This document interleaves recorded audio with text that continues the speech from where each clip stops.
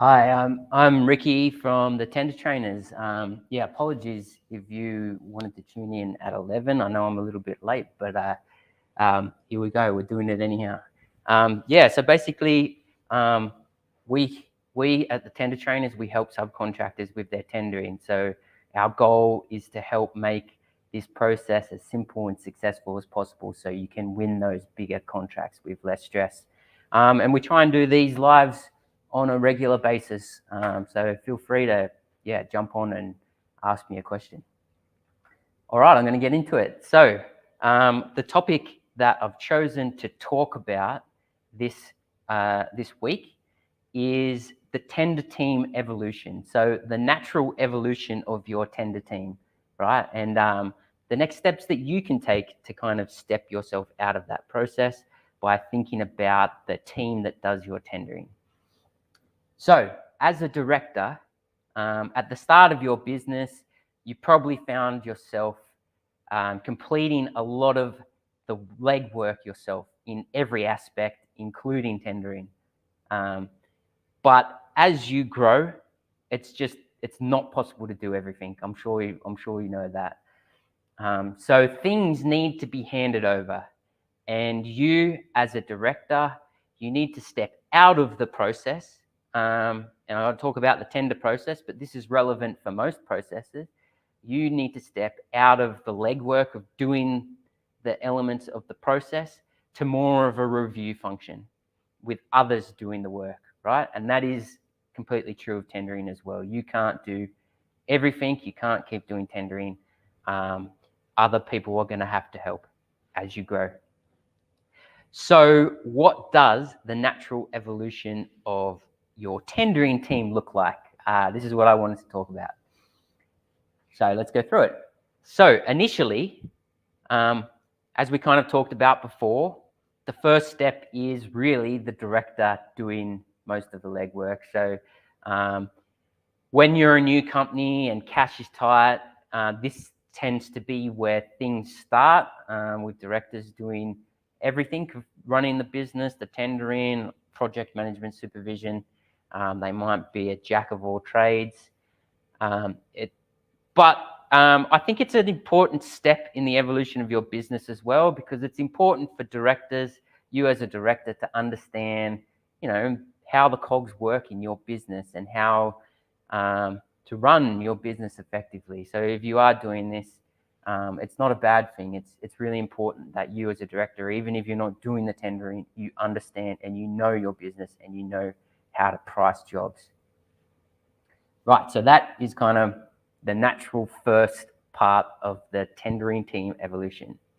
So the next part, as you grow, is employing a freelance estimator on an ad hoc basis to assist with the estimating. So this is my next natural step in your tender team evolution.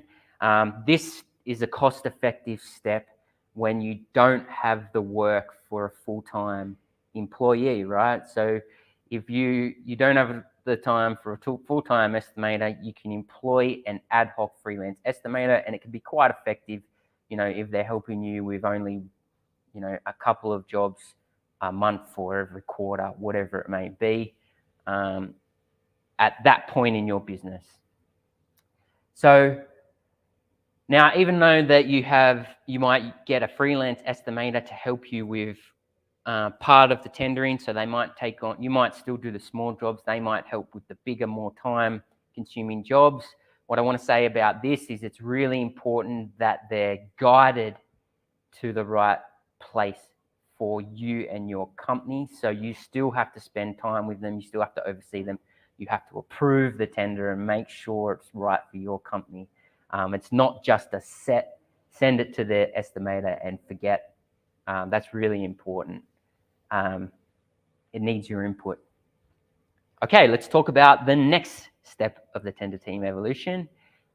This next step is where my perfect tender team evolution actually finishes, but this is training the delivery team to complete tenders. So you might have a project manager or a supervisor that's quite on the ball, that has purely been delivery before, The next step for me is getting that function, that project management function, also doing part of the commercial function, including the tendering. So where you have a project manager that does tendering as well. So this is how I was actually developed. I'm a project manager who does the commercial functions. So I'm a commercial project manager, the contender. And many companies operate this way actually, where the project manager completes the tender, delivers the job, and does the commercial aspects. I find it a very effective way to run jobs, particularly if the project manager is connected to the costs. It helps a lot with cost control. So it's a good way to run things. So yeah, that's the next step of my natural tender team evolution, where the delivery team take on the tendering as an extra part of their role. All right, the next part of the tender team evolution, which is how a lot of other companies operate in the UK, is then having a full-time QS. And the full-time QS takes on project controls as well as tendering. So they would be completing the delivery, commercial functions like applications for payment and subcontractor, procurement, etc., as well as tendering for jobs. And one more step in the tender team evolution, and the last part of the evolution, is having a full-time estimator or an estimation team whose focus is purely on tendering. So this is a function where you'd probably be quite large by this point, where you could have a dedicated estimator just focusing on estimating jobs for you, and have the capacity to pay for that role. So yeah, that's my natural tender team evolution. You may fit in different parts here. You may be at the beginning and just looking to get some help. So a freelance estimator might be the go. You may be a little bit bigger and not really ready to engage a full-time QS or estimator. So the project management team or the delivery team taking some of that function is a good natural step there. So we actually run a team edition training, which is all about working with the team that's tendering to get them running like a well-oiled machine, and the director stepping out of the doing and into the review. So yeah, let me know if you'd like to hear more about that.